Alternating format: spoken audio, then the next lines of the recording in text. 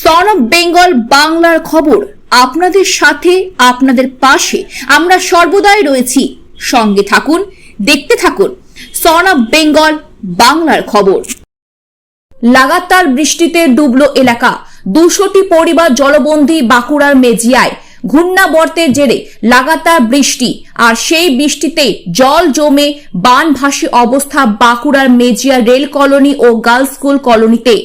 ওই দুটি এলাকা মিলিয়ে প্রায় 2 শতাধিক পরিবার জলবন্দী। এই ঘটনার জন্য এলাকার বেহাল নিকাশি ব্যবস্থাকে কাঠগড়ায় তুলেছেন স্থানীয় বাসিন্দারা। বাঁকুড়ার মেজিয়া রেল কলোনি এলাকা তুলনামূলক নিচু এলাকা হিসেবে পরিচিত। অল্প বৃষ্টিতে সেখানে জল জমে বানভাসী অবস্থা তৈরি হয়। সম্প্রতি এলাকার নিকাশি নালার মুখে মাটি ভরাট করে একের পর এক বাড়ি তৈরি হওয়ায় নিকাশি ব্যবস্থা পুরোপুরি ভেঙে পড়ে। এই অবস্থায় ঘূর্ণাবর্তের জেরে গতকাল সকাল থেকে প্রবল বৃষ্টি শুরু হওয়ায় এলাকায় জল জমতে শুরু করে। আজ ওই এলাকার অধিকাংশ বাড়ি জলবন্দী হয়ে পড়ে। বেশ কিছু বাড়ির একতলা পুরোপুরি জলের তলায় চলে যায়। কোমর সমান জল জমে যায় রাস্তাতেও।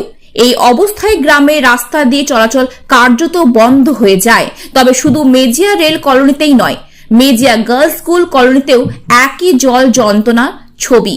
কবে এই জল যন্ত্রণা থেকে মুক্তি পান এলাকাবাসী, সেই দিকেই তাকিয়ে সাধারণ মানুষ। বর্তমানে রেল কলোনির অবস্থা তো খুব শোচনীয়, কারণ এখানে যে কালভার্ট গুলো আছে সেগুলো এমন ভাবে বন্ধ হয়ে গেছে যে গোটা পাড়াতে তো জল ঢুকেছে, মানুষ তো বাড়িতে থাকতে পারছে না। পাড়া সব ক্লাবের ছেলেগুলো মিলে ছাত্র একে অপরের বাড়িতে রেখে দিয়ে আসছিল মানুষজনকে।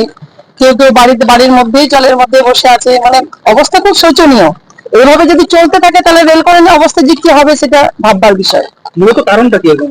মূলত কারণটা এই যে বৃষ্টি হচ্ছে, চারিদিকে যে যাওয়ার যে নিম্নগামী যে জলের তো কাজ হচ্ছে নিচের দিকে যাওয়া, এবং নিচের দিকে যে জলগুলো যায় সেইগুলো যে ফুল হয়ে যাচ্ছে, মাটি দিয়ে পূরণ করে নিচ্ছে, বাড়ি করে নিচ্ছে, যার জন্য কালভার্টে যে জল যাওয়ার অবস্থা সেটা তো শুরু হয়ে যাচ্ছে। আর যত শুরু হয়ে যাচ্ছে তত সেই জলের শব্দে মানুষের বাড়িতে ঢুকছে। এখন প্রশাসন কি নতুন করে বাড়ির অনুমতি না দেওয়া, এই জায়গাতে না বাড়ির অনুমতি না দেওয়া সেটা পঞ্চায়েত থেকে ভাবতে হবে। সেটা পাড়ার সকলকে মিলে আন্দোলন হচ্ছে, কিন্তু আন্দোলনে তো ব্যাপারটা তো বুঝতে পারছো সব জায়গাতে সেই একই অবস্থা। কিন্তু এই মানুষের কথা প্রশাসনকে ভাবতে হবে। প্রশাসন ভাবছে না তা নয়, কিন্তু আরো ভাববার প্রয়োজন আছে। আমার নাম কীর্তি চট্টোপাধ্যায়। অবস্থা খুবই খারাপ।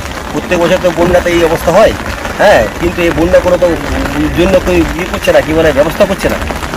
এই ব্যবস্থা নেওয়ার জন্য তো কেউ দেখছেও না। প্রশাসনকে বলা হয়েছে, প্রশাসন তো কিছু মাথা রাখছে না। যাতে এটা সুব্যবস্থা করা যায় তার জন্য সবাইকে এগিয়ে আসতে হবে, প্রশাসন আগে আসতে হবে। এর ব্যবস্থা করেনি। এর মূল কারণ কি? এই যে বন্যা কারণটি রাস্তাঘাটে ওইদিকে যে জল আসছে, সমস্ত বাড়িতে জল এই দিকে রয়েছে, ওই জন্যই এটা হচ্ছে। জিমর বাড়িতে জল আর এদিকে পাবুতি পুরো গ্রামের জল, সমস্ত গ্রামের জল এই কলোনির মধ্যে দিয়ে যাচ্ছে, এই জন্য অবস্থা হচ্ছে। আচ্ছা, নিকাশি ব্যবস্থা ঠিকঠাক নেই? নিকাশি তো করা হয়েছিল, কিন্তু সেখানে যে পরিমাণটা চড়া আছে সে চড়া কম করা হয়েছে। ওতে জল নিকাশি পুরো হচ্ছে না। যাতে চড়া করা হয় নিকাশি ব্যবস্থাটা, তাহলে হয়তো সমস্যা সমাধান হতে পারে। এই যে বাড়িগুলি রয়েছে এখানে কি কেউ আটকে রয়েছে? আটকে আছে ওই মানস মুখার্জি, পলাশ মুখার্জি বলে ভদ্রলোক, 3 জন আটকে আছে। ওদিকে যাতে ইয়ে করা যায়, উদ্ধার করা। প্রশাসনকে জানানো হয়েছে বিষয়টা? প্রশাসনকে জানানো হয়েছে?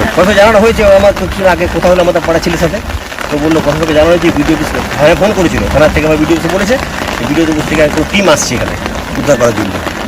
কি নাম আপনার? আমার নাম ফটিক মান। सन ऑफ बंगाल के माध्यम से हर खबर आप तक सबसे पहले पहुंचाई जाती है। सन ऑफ बंगाल जहां यूट्यूब, फेसबुक और वेबसाइट हर जगह पे है। हमारे यूट्यूब पे आप देखिए सन ऑफ बंगाल की खबरें। इसके अलावा सब्सक्राइब कीजिए, फेसबुक पे जाइए, फेसबुक पेज को फॉलो कीजिए। इसके अलावा हमारे वेबसाइट पर भी जाकर आप देख सकते हैं हर तरह की खबरें सबसे पहले। जी हाँ, हमारा वेबसाइट है www.sonofbengal.in। धन्यवाद।